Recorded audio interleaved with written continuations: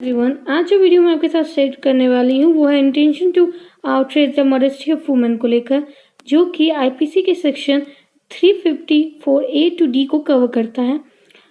आज हम बात करने वाले हैं कि इतने सारे स्पेशल लॉज हैं, जनरल एक्ट्स हैं, बेसिक एक्ट्स हैं वुमेन के लिए, तो फिर आईपीसी में ऐसे अमेंडमेंट्स की क्यों ज़रूरत पड़ी।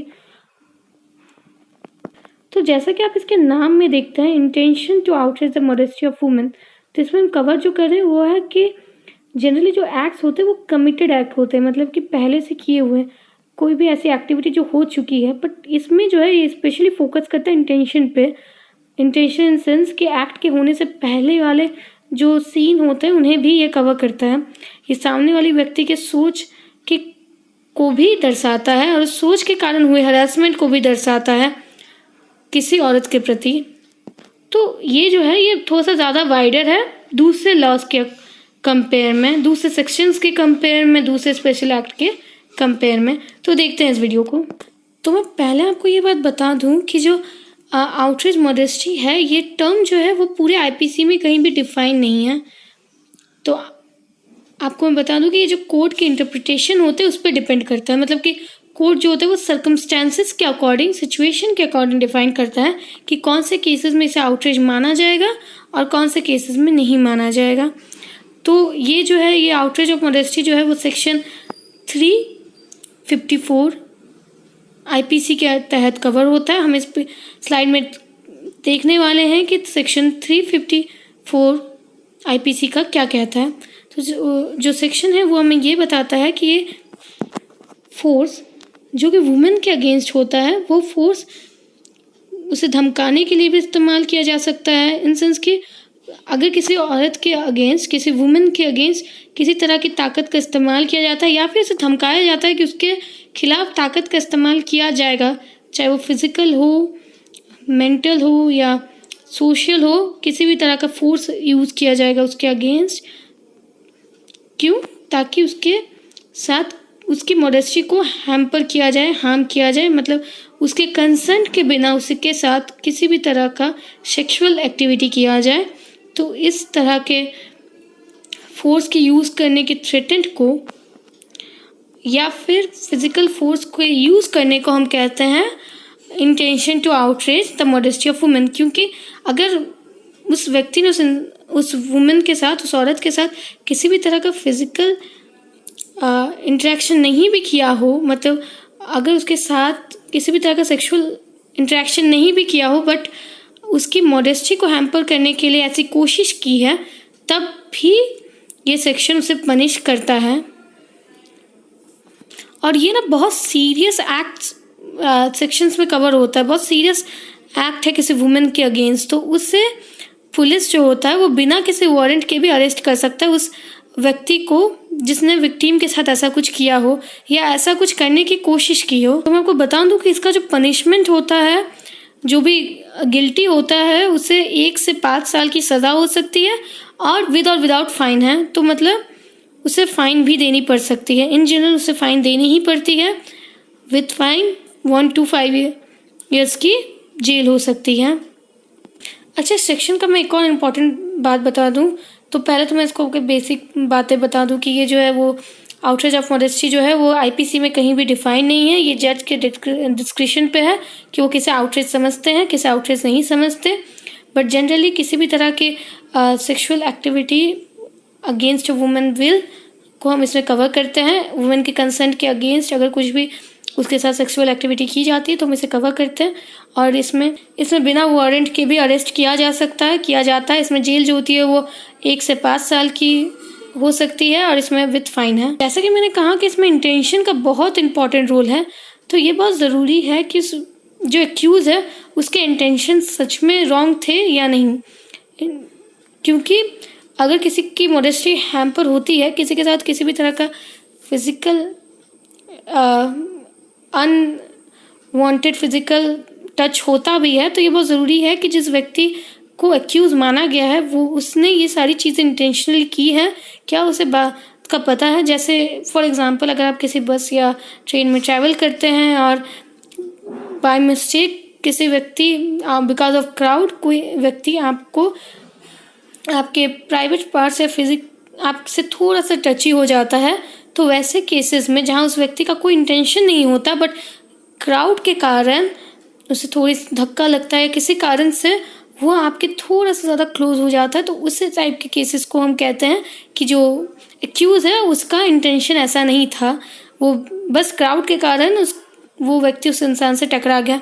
बट वैसा ही सेम इशू अगर ऐसा होता है कि बसेस खाली होती हैं और खाली बस में जहाँ बिल्कुल भी क्राउड ना बराबर है, वहाँ अगर कोई इंसान आपसे फिजिकली टच होने की कोशिश करता है, तो वैसे सीन में वो आउटरेज ऑफ मॉडेस्टी कहलाएगा।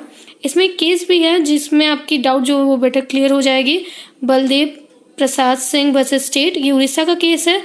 इसमें जो एक्यूज़ है, जो गिल्टी है, उसने वुमेन के प्राइवेट पार्ट्स को छूने की कोशिश की, जिसके बाद उस वुमेन को एम्बैरेसमेंट का सामना भी करना पड़ा और इसीलिए उसको गिल्टी माना गया, उस एक्यूज़ को, ऑफेंस अंडर सेक्शन 354 आईपीसी के तहत। तो यहाँ आपको ये समझ आ गया है कि किस तरह के फिजिकल टच को कहा जा रहा है। अब हम बात करेंगे सेक्सुअल हरासमेंट के बारे में, जो कि बहुत ही ज़्यादा इम्पॉर्टेंट टॉपिक है। तो जो सेक्शन 354 था वो वाइडर सेंस में था, जो कि इंटेंशन को दिखाता है कि ये कोई एक्टिविटी होने के पहले के जो इंटेंशन है वो शो करता है कि सामने वाले व्यक्ति के इंटेंशंस क्या है, और ऐसे इंटेंशन रखने पर भी उन्हें पनिशमेंट मिल सकता है। वहीं सेक्शन 354A जो है वो स्पेसिफिक करता है सेक्सुअल हरासमेंट को। जनरली किसी भी तरह का फिजिकल कांटेक्ट और अनवेलकम टच जिसमें कि आपको कंसर्न नहीं होता सामने वाले व्यक्ति का, वही सेक्सुअल हरासमेंट कहता है। और ये जो है ये डिफाइन किया गया है। तो आपको बता दूं कि आउटरेज ऑफ वुमेन मॉडेस्टी में जो आउटरेज ऑफ मॉडेस्टी है उसे डिफाइन नहीं किया गया है आईपीसी में, बट सेक्सुअल हरासमेंट को डिफाइन किया गया है।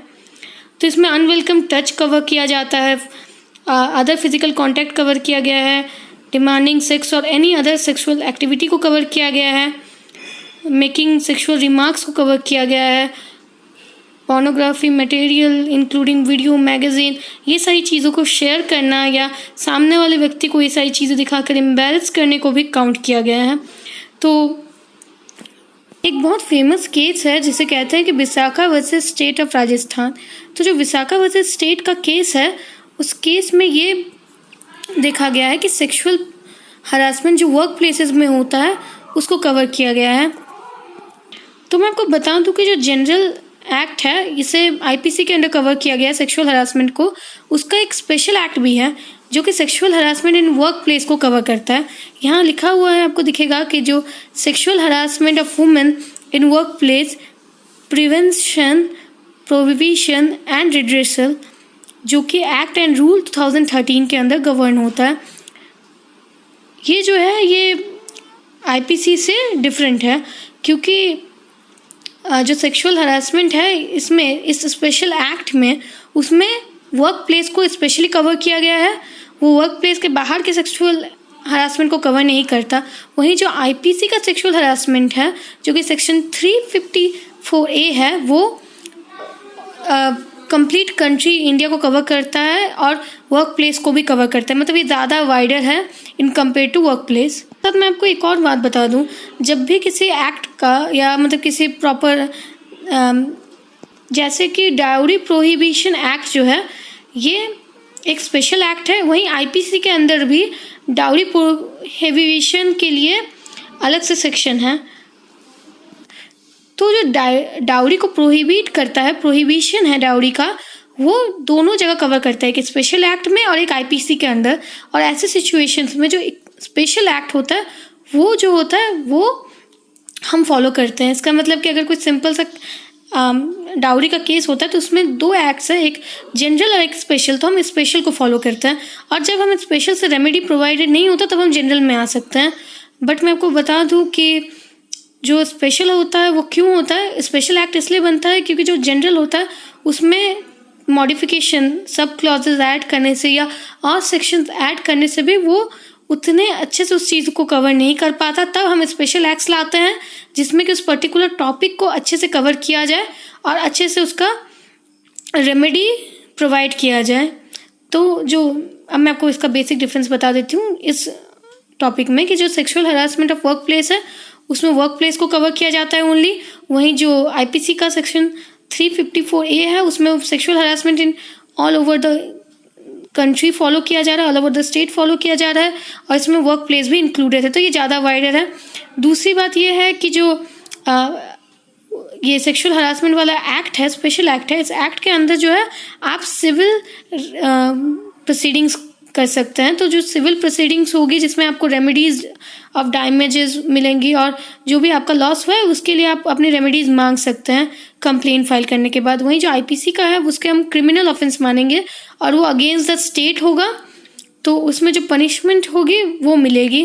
पर अगर आपको रेमेडीज चाहिए, अगर ये वर्क प्लेस में हो रहा है तो आप वर्क प्लेस वाला कर सकते हैं, और अगर आप वर्क प्लेस में आपके साथ सेक्सुअल हरासमेंट होता है तब भी आप वर्क प्लेस के बाद भी उसे फर्दर, वर्क प्लेस का जजमेंट आने के बाद फर्दर आप उसे आईपीसी के अंडर भी केस को रन कर सकते हैं, क्योंकि दोनों साइड बाय साइड रन होंगे और बाद में जो आईपीसी का वो कंटिन्यू होगा। अगर आप चाहते हैं कि आपको सिर्फ मॉनेटरी या रेमेडीज़ नहीं चाहिए, डैमेजेस के अलावा भी आपको लगता है कि आपकी मॉडेस्टी आउटरेज हुई है और ये पनिशमेंट, ये क्राइम है, तो उस सेंस में आप उसे आईपीसी के तहत भी केस कर सकते हैं। तो आपके पास दोनों ऑप्शन बचते हैं, अगर ये वर्क प्लेस है, और अगर ये वर्क प्लेस नहीं है तो आपके पास आईपीसी के ही ऑप्शन आता है।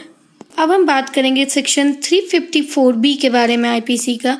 ये कहता है कि असॉल्ट और criminal force to a woman with intent to डिसऑर।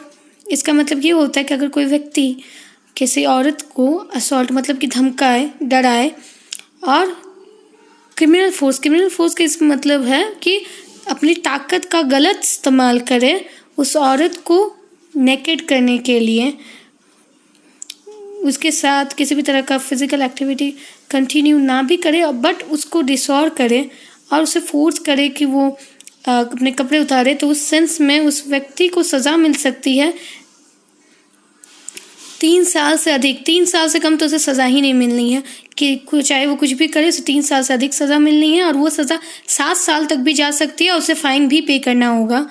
तो ऐसे सिचुएशन में जब भी कोई व्यक्ति किसी औरत के साथ ज़बरदस्ती फिजिक करने की कोशिश करे, उसके कपड़े उतारने की कोशिश करे, और चाहे वो फिज़िकल कांटेक्ट ना बने उन दोनों के बीच, तब भी उसे 3 साल से अधिक सज़ा हो सकती है और 7 साल तक एक्सटेंड हो सकती है। 3 साल से कम तो होनी ही नहीं है, और फाइन भी पे करना होगा। अब हम बात करेंगे सेक्शन 354C के बारे में, वॉयरिज्म के बारे में। तो वॉयरिज्म क्या है? ये किसी भी व्यक्ति के वीडियोस क्लिक करना, फोटोज़ क्लिक करना उसके परमिशन के बिना, और वो तब जब वो वुमेन कोई प्राइवेट एक्ट कर रही हो।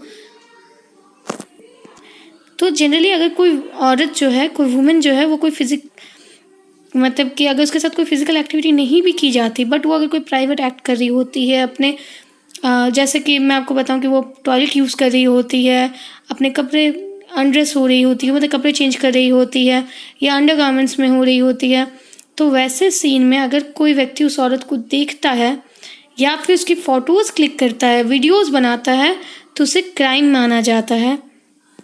तो इसमें उस व्यक्ति को 1 से 3 साल की सज़ा हो सकती है और फाइन भी। अगर पाया जाता है कि कोई व्यक्ति यही क्राइम दोबारा रिपीट करता है, एक बार से ज़्यादा ऐसी कोई हरकतें करता है, तो उसे जो जेल होगी वो 3 साल से 7 साल तक भी हो सकती है और विथ फाइन होगी।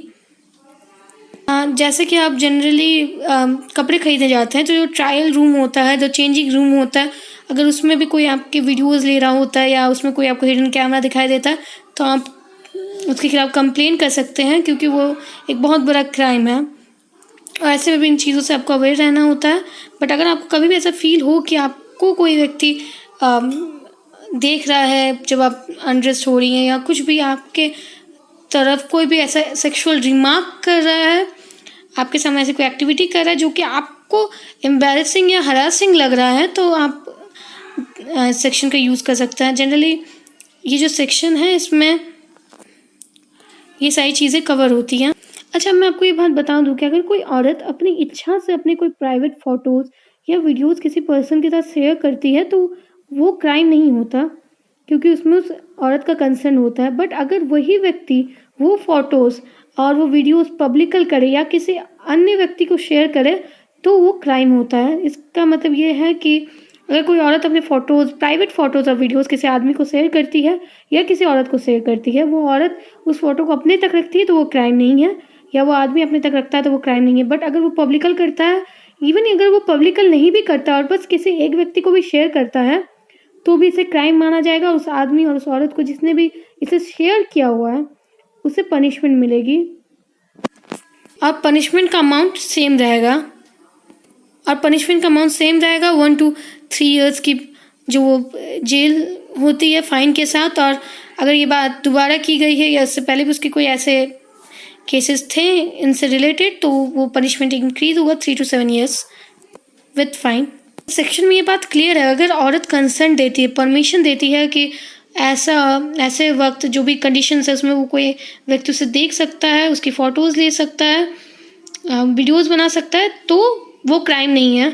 बट फिर अगर वो व्यक्ति उसके परमिशन के बिना उसे शेयर करता है, पब्लिकल करता है, तो ये क्राइम है। Sorry, I just lost the slide of section 354D, so I'm presenting it from online website which is Indian Code under the Government of India. It is a bare act of IPC.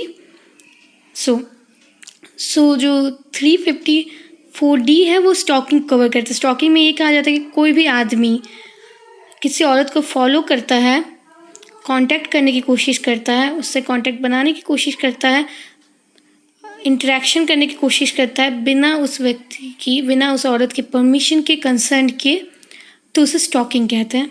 Stocking का एक और सबसे active example ये है कि जो बॉलीवुड के गानों में जैसे दिखाया जाता है कि कोई हीरो जो होता है वो हीरोइन का पीछा करता है, गाने गाता है, बिस्लिंग करता है, तो अगर ये सारी चीज़ें हकीकत में होती है तो उसे क्राइम माना जाता है और पनिशेबल भी होता है IPC के तहत। तो किसी भी तरह की हीरोगिरी रियल लाइफ में नहीं चलने वाली। तो सेक्शन 354D हमें ये कहता है कि अगर कोई व्यक्ति स्टॉकिंग करता है, मतलब कि किसी औरत का पीछा करता है, विस्लिंग करता है, उसे कांटेक्ट बनाने की कोशिश करता है उसके परमिशन के बिना, इन सेंस कि उसका कंसर्न नहीं होता, और उस तरह के एक्टिविटी में उस जो पनिशमेंट होती है, जो क्रिमिनल ऑफेंस होता है, उसका पनिशमेंट जो होता है वो 3 साल तक एक्सटेंड हो सकता है। फाइन तो आपको लगनी ही है। और अगर सामने वाले व्यक्ति का, मतलब उस आदमी का स्टॉकिंग का रिकॉर्ड हो, मतलब पीछा करने का रिकॉर्ड हो, इससे पहले भी उसके खिलाफ ऐसे केसेस आ चुके हैं, ऐसे कंप्लेन आ चुके हैं, तो उस व्यक्ति की सज़ा 3 से 7 साल तक भी एक्सटेंड हो सकती है। और फाइन भी 1 लाख से कम नहीं। अगर ये एक बार से ज़्यादा के कंप्लेंट्स आए हैं उस व्यक्ति के खिलाफ तो ये फ़ाइन भी 1 लाख से तक भी जा सकता है। मतलब यहाँ 1 lakh, not be less than 1 lakh. इसका मतलब कि 1 लाख से तो नीचे आना ही नहीं है, 1 लाख से ऊपर ही आना है जो भी फ़ाइन आएगा उस व्यक्ति को। अगर आपको इस सेक्शन से बचना है 354D से, तो प्लीज़ फिल्मों की तरह किसी लड़की को स्टॉक ना करें, क्योंकि आपको ये बहुत महंगा पड़ सकता है। मैं उम्मीद करती हूँ कि ये वीडियो आपके लिए हेल्पफुल रही होगी, और अगर आपको कोई भी डाउट हो या आपको इससे रिलेटेड और भी केस लॉज जानना है तो आप कमेंट डाउन कर सकते हैं। और अगर आपको ये वीडियो अच्छी लगी हो तो आप इसे लाइक, सब्सक्राइब कर सकते हैं। Thank you. Hope this video was helpful to all of you. Thanks.